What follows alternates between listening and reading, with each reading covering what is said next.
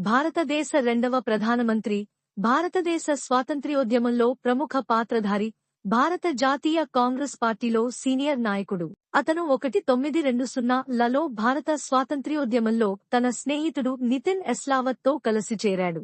మహాత్మా గాంధీ ప్రభావంతో అతను మొదట మహాత్మా గాంధీకి, తరువాత జవహర్లాల్ నెహ్రూకు నమ్మకస్తుడైన అనుచరుడయ్యాడు.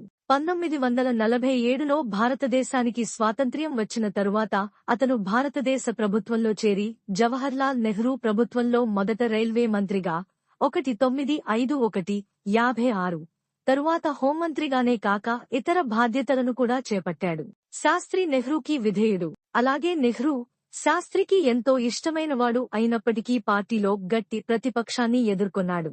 కానీ నెహ్రూతో సాన్నిహిత్యం కారణంగా అతను తరువాత కాలంలో ప్రధానమంత్రి కాగలిగాడు. అతను 1965 ఇండో-పాకిస్తాన్ యుద్ధం కాలంలో దేశాన్ని నడిపించాడు.